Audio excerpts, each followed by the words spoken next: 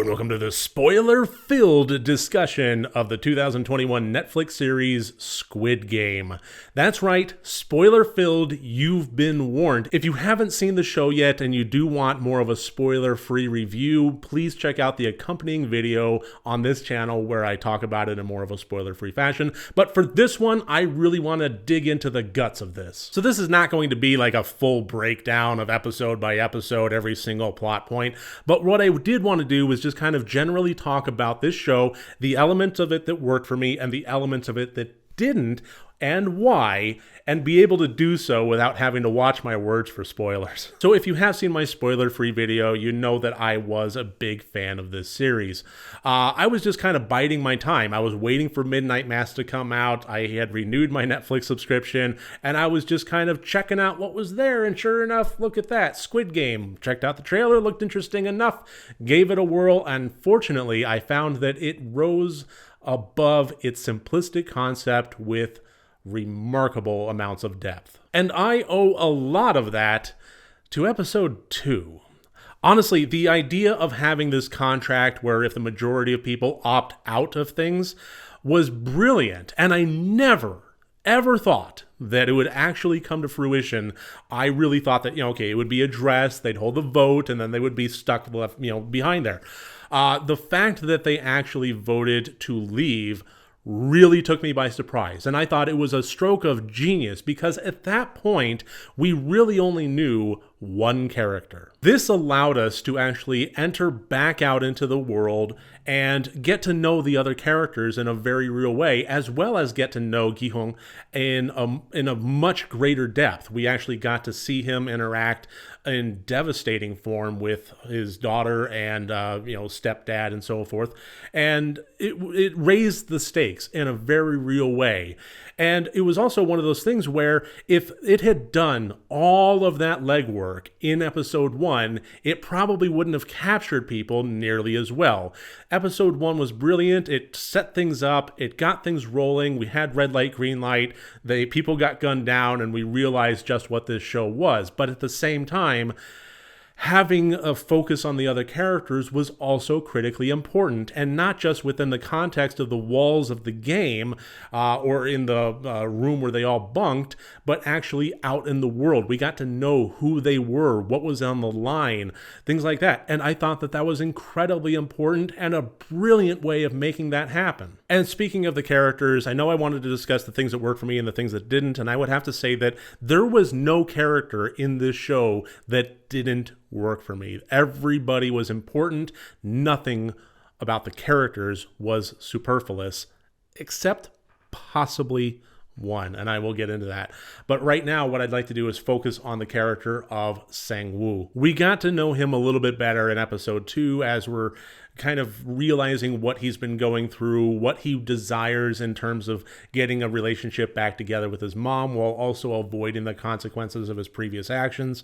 But it wasn't until episode 3 that I think we really started to figure out who this person was. Because I think it's important to remember, and I honestly wish the show had done this a little bit more, just have some peppered in moments where it reminds the players and the audience that this is not a last man standing. This is a situation where you survive all 6 games, you divvy up the pot with everybody else that survives all 6 games. There's no reason to go cutthroat, aside from having to split the pot less. But just in terms of walking away with an obscene amount of money, you don't need to be stabbing people in the back. You just need to be playing the games as well as you can. And if you are going to be stabbing people in the back, perhaps it shouldn't be your allies?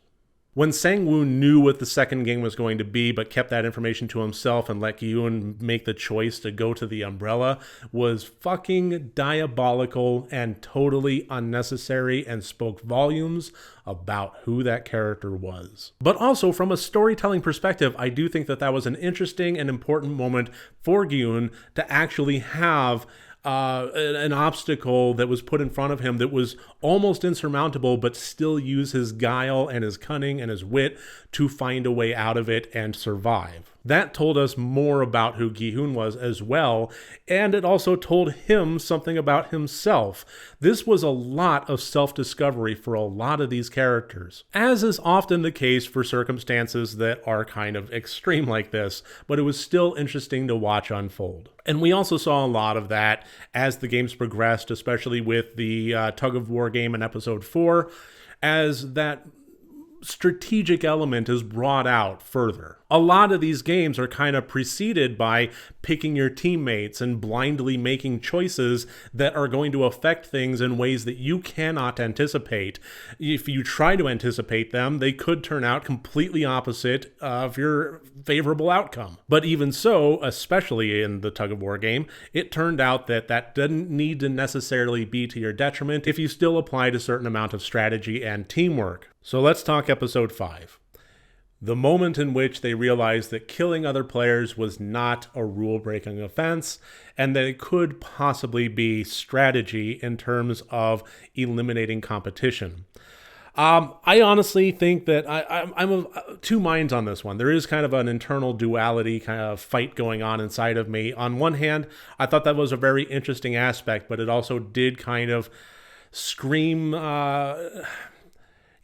these games are built on fair play. That's one of their defining elements. And it almost felt like a bit of a submersive element to it, that, you're going behind the games to institute acts of violence. But at the same time, it kind of explained it as, only the strong will survive. So it's almost a game in and of itself. Once that line had been breached and the realization had happened because there were no consequences, all of a sudden everybody realized that they were in a little bit of a battle royale situation. And I think it was kind of necessary for some of the episodes leading up to it, or not leading up to it, but following it, as the character dynamics were starting to dissolve more. So I could see where they were coming from with it. I don't necessarily have a problem with it. It just kind of, I don't know, it felt a little bit odd, but even so, it just kind of was. So, rolling with it, I saw the benefits of it down the line. So throughout all of this, from episode 2 on, we have had the subplot of Jun-ho trying to find his brother, infiltrating the behind-the-scenes aspects and learning more about this organization. And here's the thing about that is I've been racking my brain and I cannot find any element of this entire show that was actually affected by his actions. The game wasn't really affected. We learned more as an audience about the behind-the-scenes aspects of this, but it's nothing that we couldn't have learned with the subplot of the doctor harvesting the organs. Looking back on it, I really am having trouble deciding how this character and his interactions and so forth contributed to the storyline. I mean, it was interesting. I don't really have necessarily a big problem with it, except it just does seem a little bit superfluous. Nothing about the game was impacted. Nothing about the VIPs were impacted in any kind of permanent sense. Nothing about the establishment had any kind of outcome to its detriment. And here's the reason that I'm kind of holding out some hope for that sub-story is the potential for season 2 to happen. Even though I think ultimately the character arc and the stub story really didn't have much of an impact on the world, the question does remain how much of his transmission from his cell phone actually managed to get out. This reception was spotty. He sent the pictures. God knows if they actually got sent or not. But if this show does wind up having a season 2, that could be a major factor in it, in which case the entirety of the Jun-ho storyline makes sense. It led up to that moment. He had the sacrifice, he made the call, and if it actually leads anywhere down the line, but just taking season 1 in more of an isolationist sense and not factoring in any potential seasons down the road, it just kind of felt unnecessary. So time will tell. Let's talk marbles. The whole situation with the ganbu and the marble game. I had a lot of trouble with this one. And I think it was interesting from watching characters kind of develop with one another, but at the same time, it felt like such a tempo stall out. First of all, they're basically given these instructions, but no real game to play. It's kind of whatever game you want to make happen, just so long as you're the one with 20 marbles at the end. For a situation that is so built on rigid structure and rules, that just felt a little bit out of place to me. We did learn more about 𝗘𝗏𝗂𝗶𝗽𝗺𝗀, which was a great character expansion and somebody that I wound up just falling in love with, so that made future events much more impactful. It was kind of a nice way to really showcase who she was as a character in ways that we hadn't really gotten to, mostly because of how closed off and self-protective she had been up to that point. And it also was interesting in the notion of, like I said, a lot of these games are kind of preceded by making choices ahead of time blindly and never knowing exactly how much it's going to benefit or hurt you. Really came to fruition with this one because a lot of people, when they're teamed up or paired up, more specifically, they want to pair up with somebody that they've aligned with. It's a friend, it's a wife, it's things like that. And the notion of as soon as they do and they're put in this position and they're told the rules of the game, that every single choice that has been made is going to lead to one of those partners not walking away. Very impactful, very detrimental, gut punches all around. And especially so considering Gi-hun's relationship with Il-nam, who had up until that point been a very, very lovable character. He honestly, in his facial expressions and so forth, really reminded me of Christopher Walken putting on his smiley, silly face. But even so, to know that one of these two characters is not walking away from this was massively impactful. Coupled with Il-nam's apparent mental decline, rapid mental decline, and going full bore into dementia was heartbreaking. But it was also very frustrating having Gi-hun be our protagonist and try to, follow him around. He's our main character. He's somebody we want to see triumph. And yeah, it sucks the position that he's in, but at the very least, could we please at least play the game? Having Il-nam in such a state of dementia and wandering around and not knowing who he is, supposedly, or what's going on, and, just reluctant to play anything at all, was just frustrating. Like I said, the whole game felt like a bit of a tempo slowdown. Somebody hit the emergency brakes and all of a sudden this whirlwind just comes to a halt, and this is one of those elements that really felt like that for me. And it could be easy to interpret Gi-hun's decision to try and trick Il-nam into giving up his marbles as deceptive, and I mean deceptive it was, but I do think that there are some shades of gray in the morality behind it, considering how much time had been wasted, considering what was going on, and especially in retrospect, knowing who Il-nam actually was, and the fact that he was perfectly within his mental faculties. He was fucking with them, and I mean, to almost his delight, especially considering that he had this Ganbu thing going on with him, and he's still fucking with him. I don't know. I think, okay, deception is one thing. That doesn't necessarily mean it's completely black and white, immoral. And I do think that it was interesting kind of exploring some of those shades of gray between those two characters. And then, of course, we had the moment in which Sang-woo really showed his true colors and completely stabbed his friend in the back. I mean, it's one thing to hold back some information and be a bit deceptive in that front. Still not great, but it's another thing entirely to actually manipulate and set somebody up through methods of cheating almost, and knowingly send a friend to their death. At this point, I had really gotten attached to the Abdul Ali character, and to see him be put in such a position when he dumped out his bag of rocks, holy shit, that was absolutely devastating. And just watching the character go through that. At that point, Sang-woo went from a person of suspicious morals to somebody that was truly evil and needing to be taken down. So even though that episode did feel like a big tempo shift down, I did appreciate it for what it was. It had a lot of character development in it, and we really got to see more of, it's kind of like the Red Dead Redemption 2, philosophy there. Just, we saw people became more of who they actually were. Okay, so the VIPs episode 7 with the glass bridge. This is probably the game that I had the most amount of trouble with. So much of this was built on fair play, on strategy, and on guile. This was, I think, the only game in the entire series that just felt like complete chance. You made your decision of which vest you were going to take completely blindly. At any point, it was absolute chance. There's no way of knowing how these vests would benefit you, whether it was 1 or whether it was 16, doesn't matter. You picked completely blindly. So no strategy could possibly be employed there. Then when presented with the actual bridge itself, you were presented with, I don't remember how many glass panels there actually were, but let's just say 20.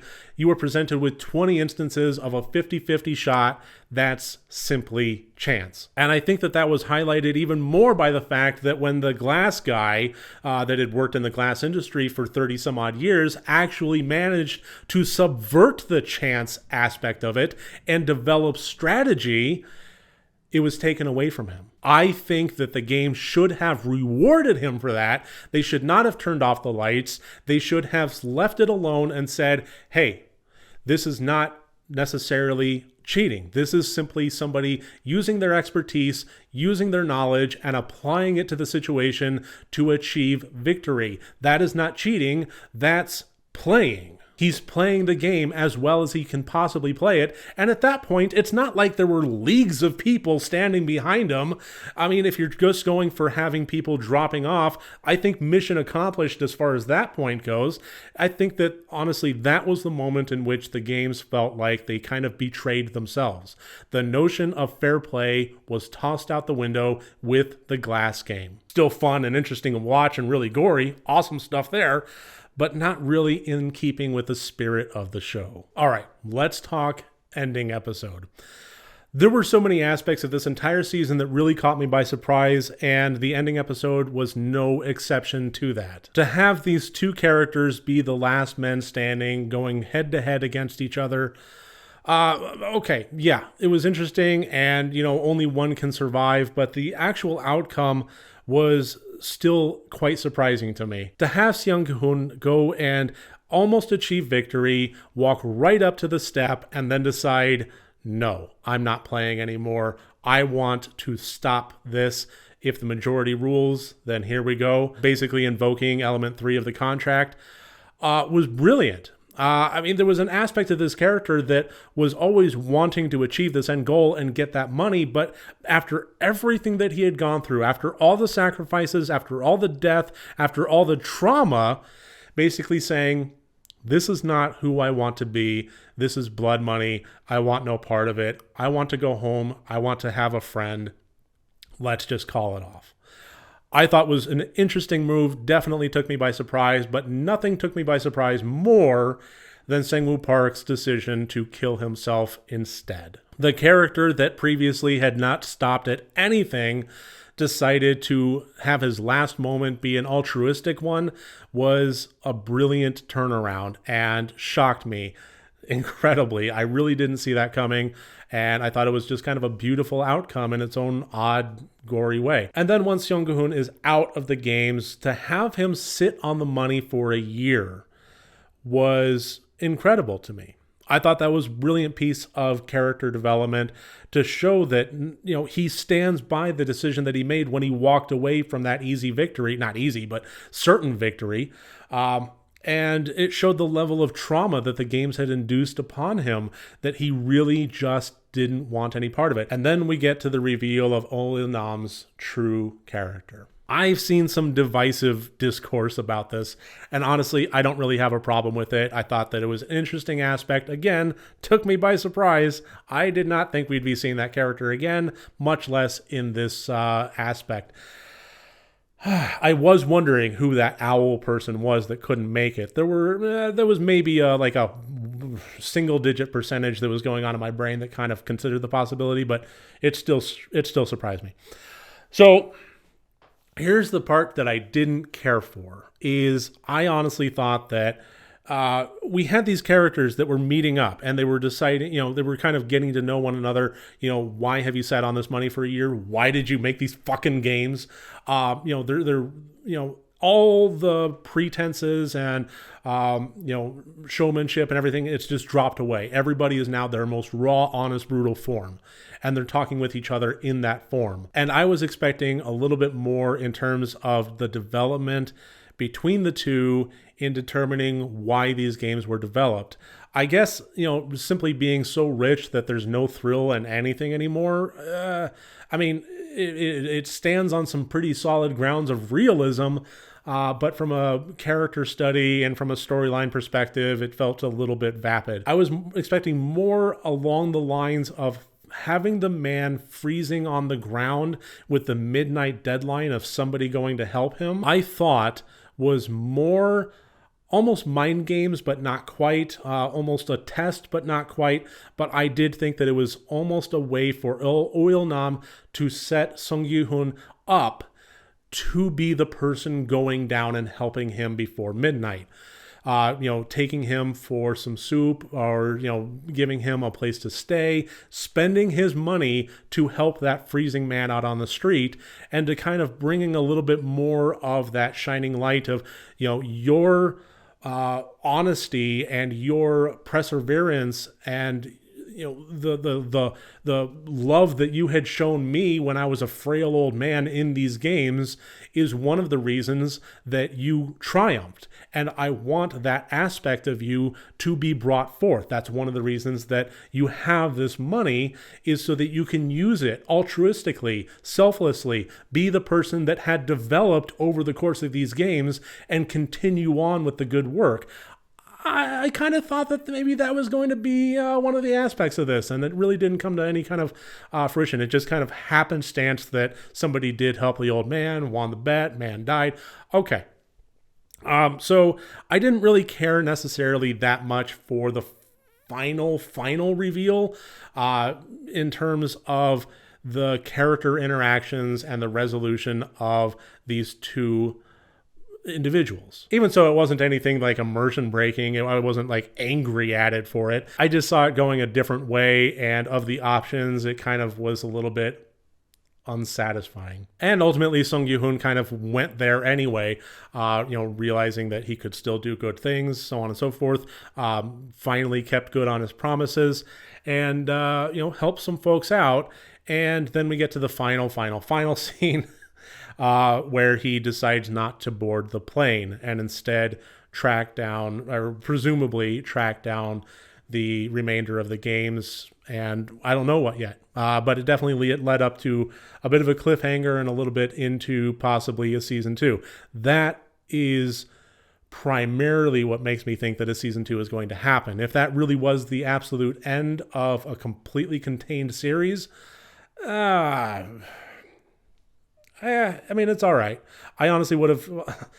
We've spent so much time with this character. He's gone through so much shit that I would have been just as happy watching him be happy. Having a final outcome that is satisfying to him, live a good life, be altruistic, so on and so forth.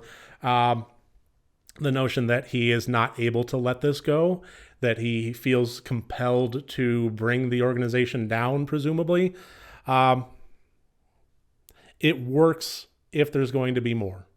If it's all there is, I wish it would have had a different outcome. But even so, I did love this series. I thought it was brilliant and compelling and heartbreaking and everything that I look for in an entertaining and thoughtful series. And I'm really, truly glad that I watched it. So I would love to hear your thoughts. What did you think of these episodes, my theories, anything along these lines, any of these thoughts? What were your thoughts on Squid Game? I would love to hear it. Please leave comments below. And remember, next time you want to watch whatever, first make sure that it's good and rotted.